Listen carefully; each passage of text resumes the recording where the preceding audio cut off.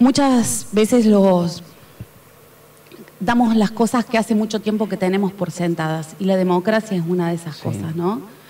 Quienes no vivimos la época dura de la dictadura y lo que realmente significaba no poder expresarse y no poder pensar distinto, quizás hoy que podemos hacerlo y podemos decir lo que se nos da la gana porque tenemos muchas herramientas a nuestra disposición para hacer conocer nuestras opiniones, porque hoy ya no es solamente el voto, vos hoy te podés expresar por redes sociales, hoy tenés muchos medios a disposición donde vos podés hacer llegar qué opinás.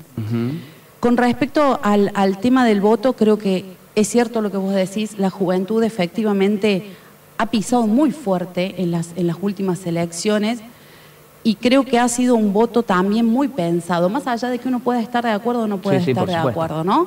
Pero creo que ha hecho sentir cuál ha sido su voz, y esa voz ha sido escuchada porque ha implicado que muchos candidatos tengan que repensar las propuestas y lo que ofrecen a la sociedad para lograr empatizar con esa sociedad y poder realmente sentir que la representan.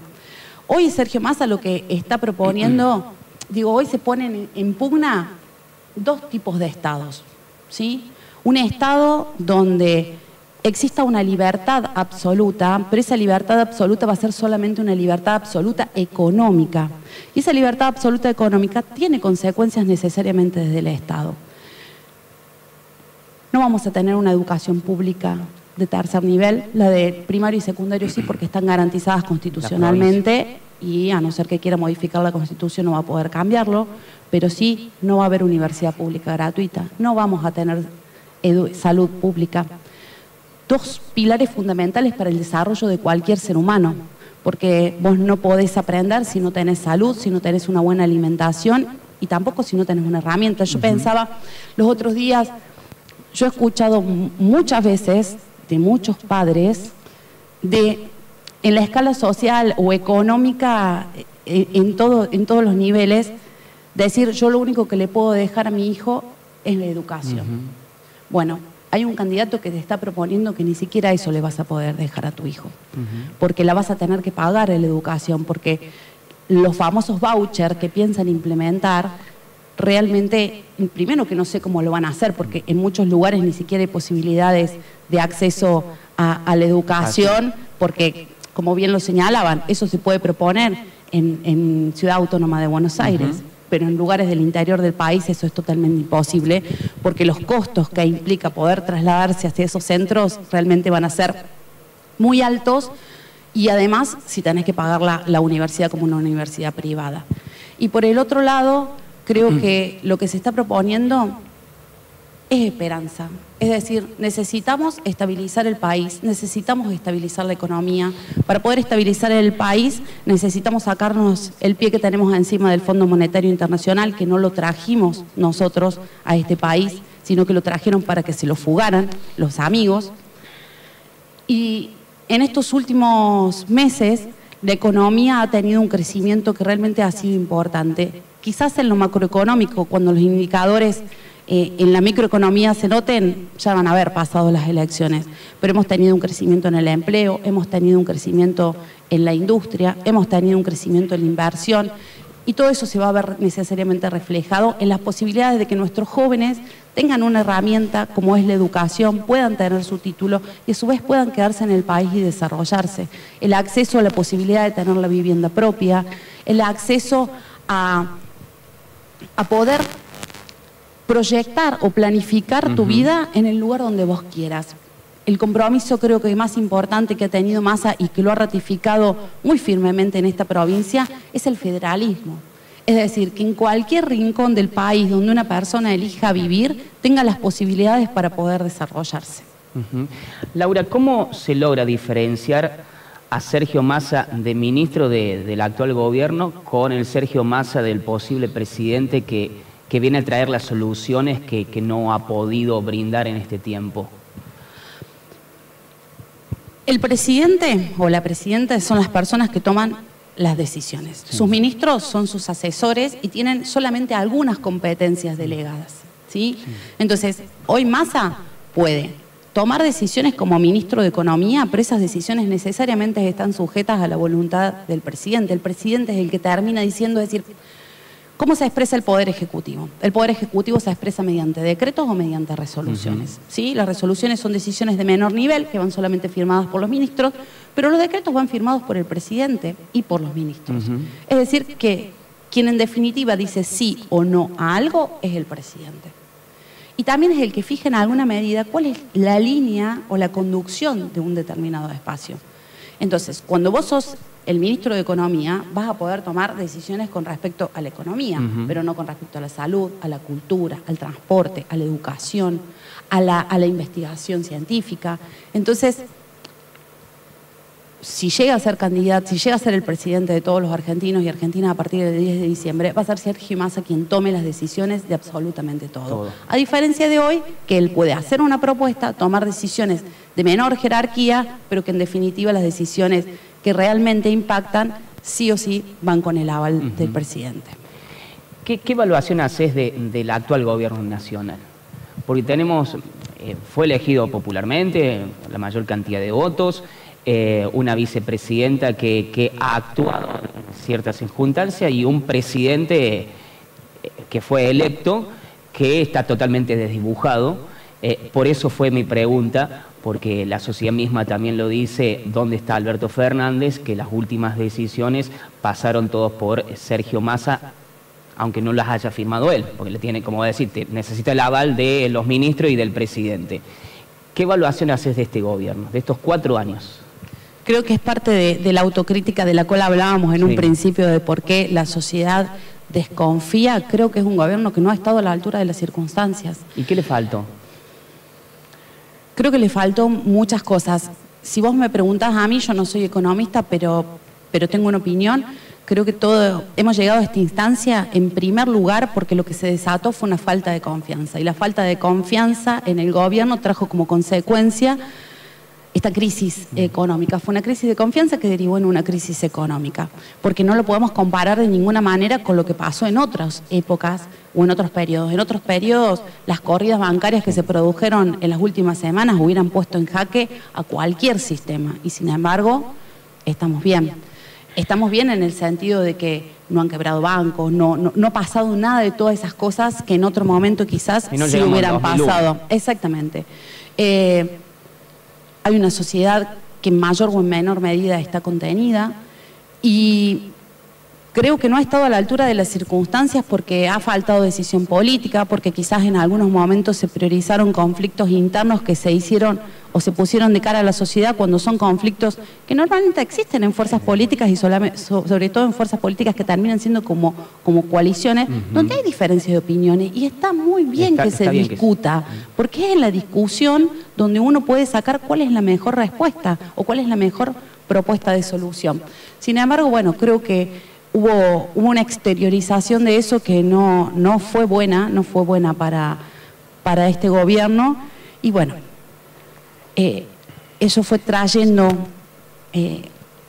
una seguidilla de consecuencias que hizo que lleguemos a esta instancia. Pero creo que no hemos estado a la altura de las circunstancias. No ha sido un gobierno que haya estado a la altura de las circunstancias. Y Massa estuvo a la altura de las circunstancias porque desde su asumir como superministro y demás, los índices de pobreza, de inflación y demás, elevación de precios, todo eso, fueron creciendo mes a mes.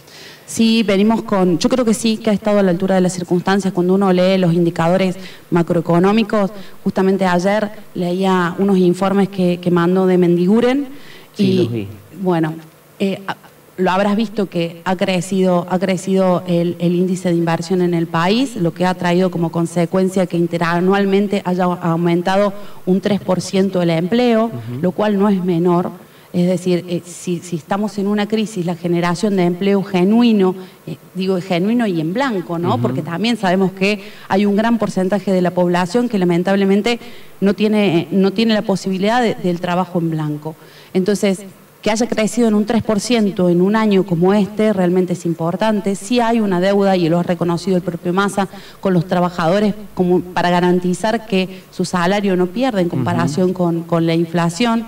También ha crecido, si bien se ha visto bastante afectado por la sequía, pero si uno deja de lado todo lo que es el sector agroindustrial, hemos crecido en el nivel de exportaciones, hemos crecido en la cantidad o en la generación de nuevas pymes en el país.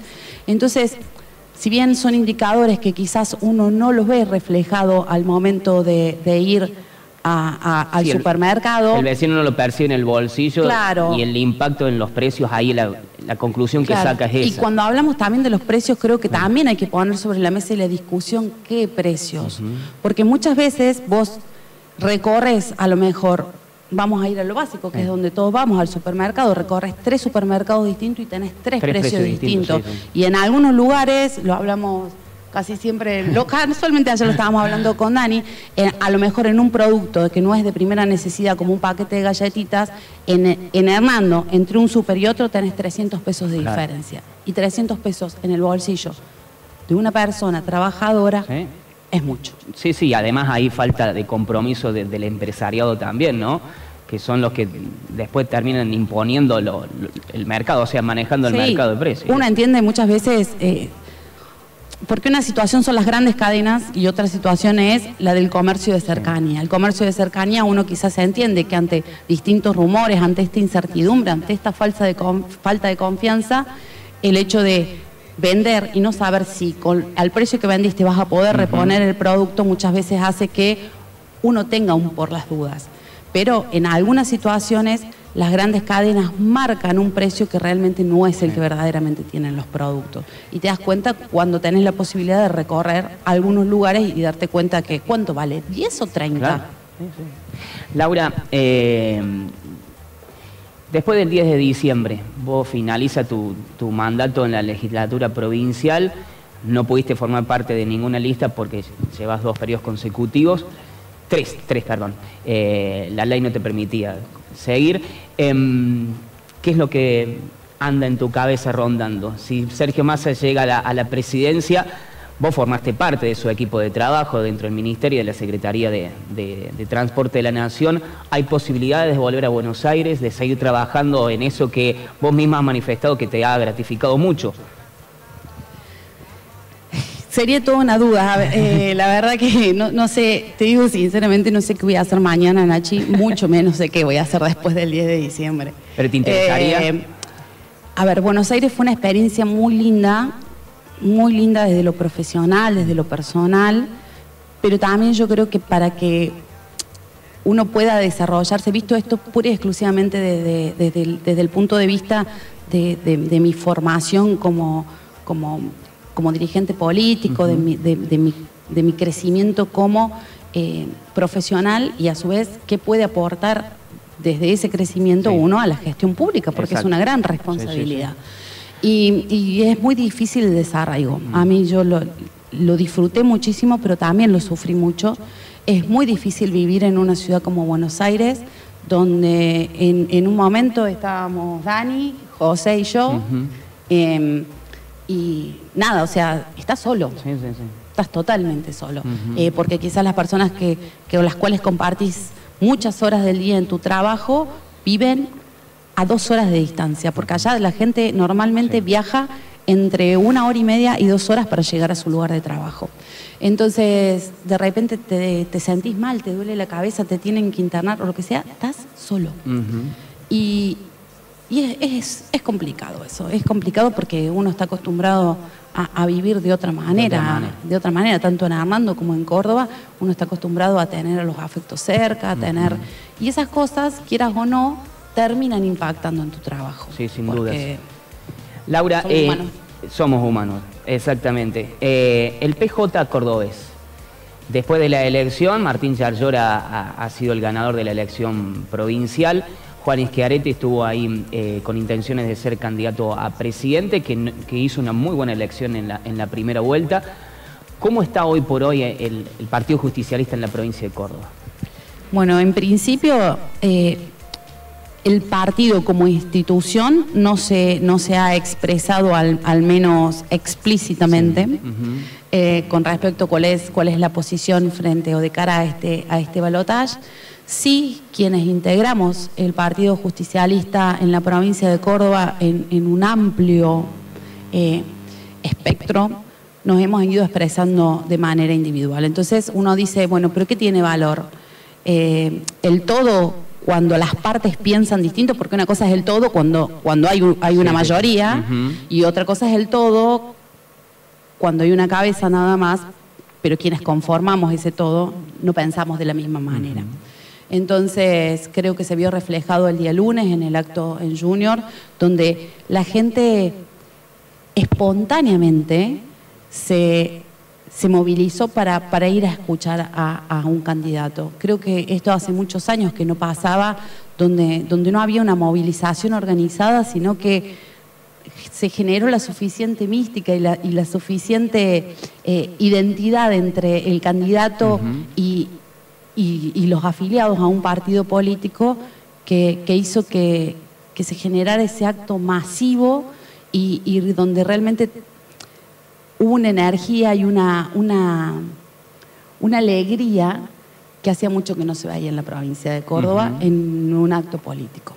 Bien, con tu declaración me da a entender de que tanto Schiaretti y Yarlora no piensan diferente a la hora de expresar, todavía no se han expresado ninguno de los dos.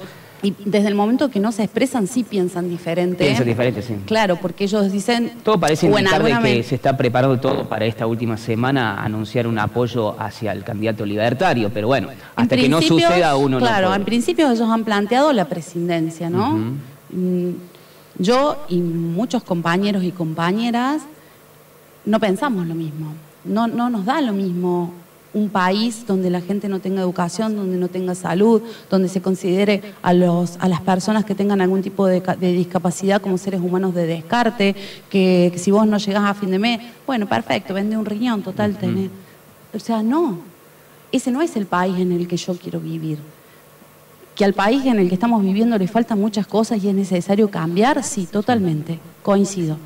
Pero no lo vamos a cambiar desde la propuesta que nos hace el candidato libertario. Lo vamos a cambiar trabajando juntos en un gobierno de unidad nacional donde se convoque a los mejores de cada sector, no solamente político, sino también del sector económico, del sector productivo, del sector agroindustrial, del sector de la educación, de la cultura, del deporte.